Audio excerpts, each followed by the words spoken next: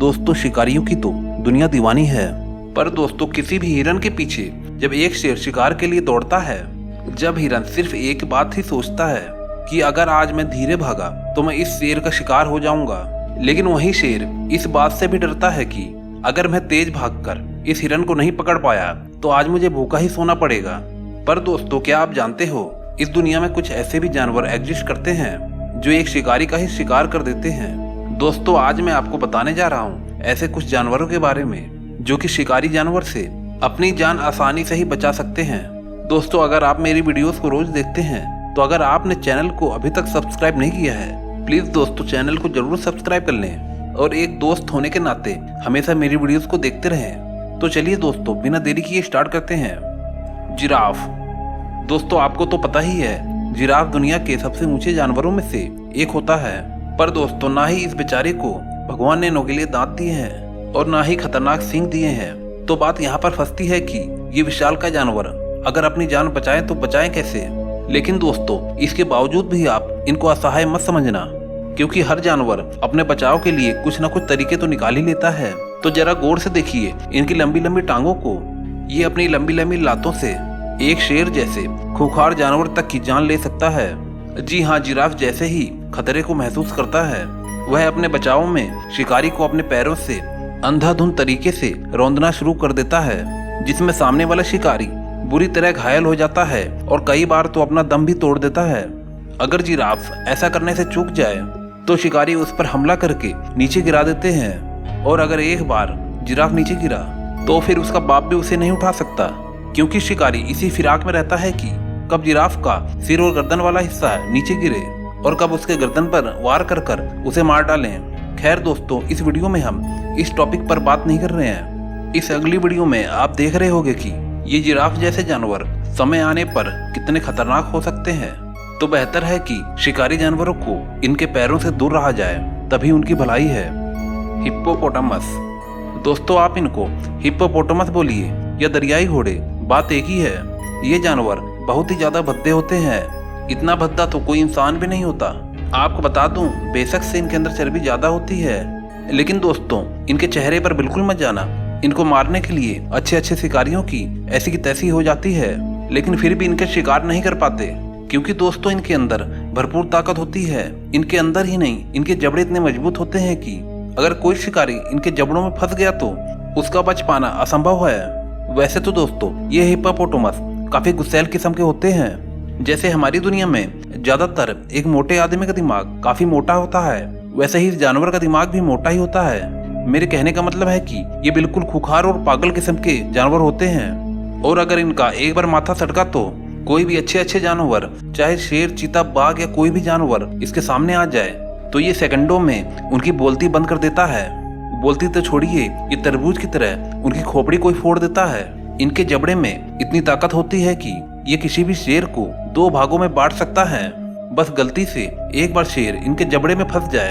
अगर दोस्तों कोई भी शिकारी गलती से इनका शिकार करने के लिए पहुंच जाता है तो ये हिप्पोपोटामस उनकी मेहमान नवाजी में कोई भी कसर नहीं छोड़ते, क्योंकि दोस्तों ये अच्छे से जानते हैं कि मेहमान भगवान के समान होता है और उनकी खातिरदारी अच्छे से करनी चाहिए।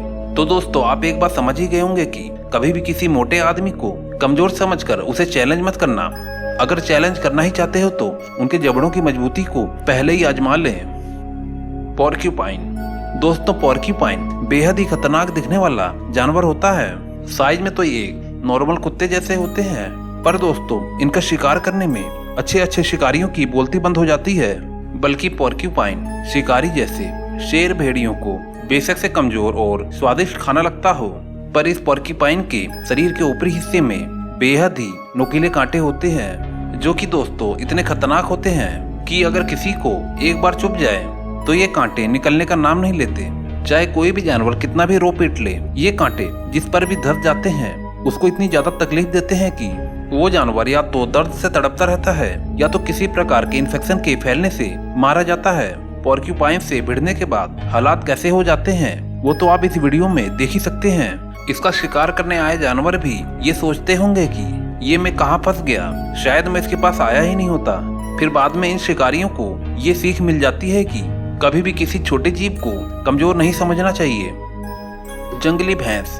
ये जंगली भैंसें जंगलों में बहुत बड़ी संख्या में पाई जाती हैं। जिस प्रकार नॉन वेजिटेरियन के लिए घास सबसे लाभदायक और टेस्टी होता है, उसी तरह शेर और अन्य शिकारियों के लिए ये जंगली भैंसें फेवरेट मीट होती हैं। पर दोस्तों, क्या आप जानते हैं जितने भी शिकारी होते हैं, ये कभी भी हट्टे कट्टे और तंदुरुस्त भैंसों पर कभी भी गलती से भी वार नहीं करते, क्योंकि उन शिकारियों को ये भली भांति पता होता है कि इन भैंसों के सींगों में कितनी ताकत होती है।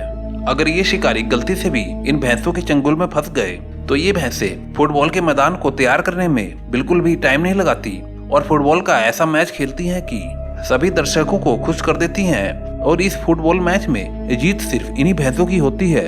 इसी वजह से ये जंगली शिकारी भैंसों के बच्चों या कमजोर हुए भैंसों पर ही अटैक करते हैं। आप इस वीडियो में देख ही सकते हैं कि कैसे एक भैंस ने इस शेर को अपने सींगों से मार मार कर और मार ही डालता है, और यहाँ पर शेर को माफी मांगने का कोई भी मौका नहीं देता। जेब्रा। दोस्तों, जेब्रा भले ही कितना ही कमजोर क्यों न दिखाई देता हो, पर इन जेब्रा के द्वारा मारे गई लात अगर शिकारी के जबड़े पर सही से पड़ जाए तो उनकी बत्तीसी को झड़ने से कोई भी नहीं रोक सकता। दोस्तों, वैसे तो सभी जेब्रा झुंड में ही रहना पसंद करते हैं। इनके झुंड में रहने की वजह से शिकारियों को इनके शरीर पर बने हुए स्ट्राइप्स की वजह से इनको एक जेब्रा पर फोकस करने में काफी दिक्कतों का सामना करना पड़ता है। अगर किसी तरह फोकस कर भी ले तो भी इनको पकड़ना आसान काम नहीं है। जैसे कि आप इस वीडियो में देख सकते हैं कि शिकार हो रहे इस जेब्रा को बचाने के लिए एक दूसरा जेब्रा भागा चला आता है, क्योंकि वो जेब्रा उसका भाई था। और फिर उसके बाद सभी जेब्रा झुंड बनाकर गैंग वार शुरू कर देते हैं। और इस वीडियो में जैसे ही शेरनी को जेब्रा की लात पड़ती है तो फिर उसका दिमाग ही काम करना बंद कर देता है। आखिर इसने कहां से क्या मार दिया और कैसे, और फिर ये सोचकर वो इस शिकार को छोड़ने में ही भलाई समझती है। तो दोस्तों, जेब्रा को कमजोर जानवर समझने की कोशिश मत करना। और इस वीडियो को बनाने में काफी मेहनत लगी है, आपको एक लाइक करने में सिर्फ 1 सेकंड ही लगेगा। प्लीज दोस्तों, एक लाइक ही तो मांग रहा हूँ।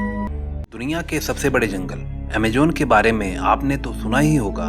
अमेजोन का जंगल हमारे पृथ्वी का फेफड़ा माना जाता है, क्योंकि पृथ्वी का 20% ऑक्सीजन अमेजोन के जंगल से ही आता है। ये अमेजोन का जंगल एक नहीं बल्कि 9 देशों में फैला हुआ है।